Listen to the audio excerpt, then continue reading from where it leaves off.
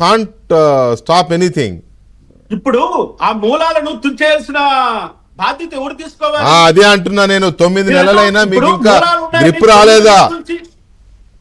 9 నెలల నుంచి నోరు అరిగిపోయేలాగా, నాలుక అరిగిపోయేలాగా, గొంతు బొంగురు పోయేలాగా మాట్లాడుతున్నాం. ప్రతి డిబేట్ లోనే చెప్తున్నాం. ఈ చర్యలు ఎవరు తీసుకోవాలి? ప్రభుత్వం ఎవరు నడిపిస్తున్నారు? ప్రభుత్వం చేతుల అధికారాలు ఉన్నాయా లేవా అని చెప్పండి ముందు.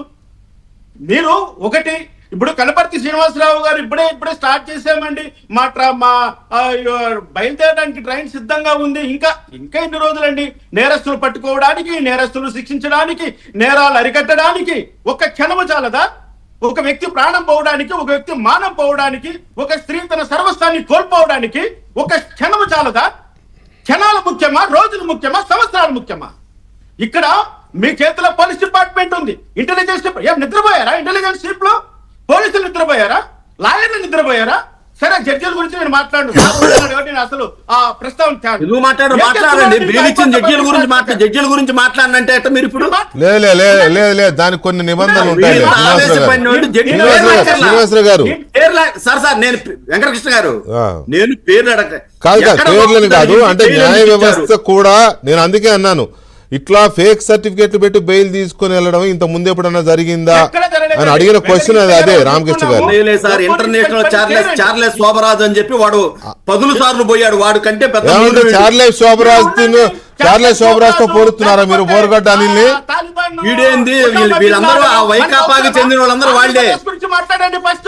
అలాంటప్పుడు మీరందరూ ఇది అసమర్థత చేతులు ఎత్తేసుకుని కూర్చోవడమే. అరిటాకంతుంది ఈ రాష్ట్రము. దాని గురించి మాట్లాడకుండా Charles Sobhraj, Osama bin Laden, లేకపోతే ఇంకో దావూద్ ఇబ్రహీం పక్కన పెట్టండి. మీ స్థాయి అది కాదు. ఎందుకు మాట్లాడు చార్లెస్ శోభరాజ్ గురించి? మీ స్థాయి అదే? మీ ప్రభుత్వం స్థాయి అదే? శోభరాజ్ ను కనీసం అవన్నీ పక్కన పెట్టండి. మేము అడుగుతున్నది ఇంతకు ముందు ఎప్పుడన్నా వెళ్ళారా అంటే ఇప్పుడు వాళ్ళందరూ వాళ్ళ మార్గదర్శకులు వీళ్ళకి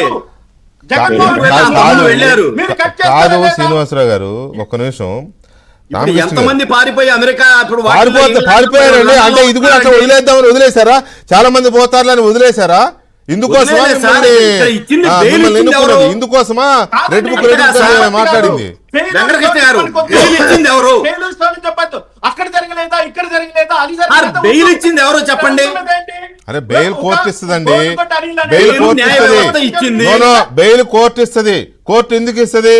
కోర్టులో జరిగిన ఆర్గ్యుమెంట్స్ ని బేస్ చేసుకుని ఇస్తుంది కోర్టు. ఆర్గ్యుమెంట్స్ ఎటు బలంగా ఉంటే మెరిట్ ఎలా ఉంటే అలా ఇస్తుంది. నేను అందుకే అంటున్నా, మీ వాళ్ళు ఏం చేశారంటున్నా. మేము అబ్జెక్షన్ చెప్పామండి. ప్రభుత్వ న్యాయవాదులకు కోర్టుల్లో ప్రయారిటీ ఉంటుంది. ప్రభుత్వ న్యాయవాదులు అబ్జెక్షన్ చెప్పినప్పుడు జడ్జి గారు అంత తొందరగా ఇవ్వరు బెయిల్. 1-2 సార్లు ఆలోచిస్తారు. ఆగండి శ్రీనివాసరావు గారు, ఒక్క నిమిషం ఆగండి. Let him.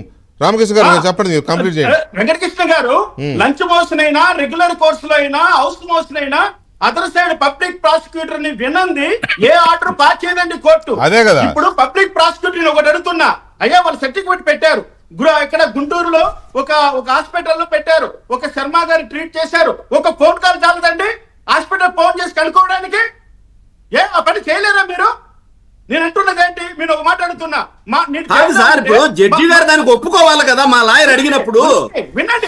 అడిగారని ఎవరు చెప్పారు? జడ్జి గారు ఒప్పుకోలేదని ఎవరు చెప్పారు? మీరు అంటున్నారు కానీ ఒప్పుకోలేదని ఎవరు చెప్పారు ఇంతవరకు? మీ లాయర్లు అఫీషియల్ గా లేదు సార్. ఆర్గ్యుమెంట్ చేశాడు, ఇవ్వటానికి వీల్లేదు.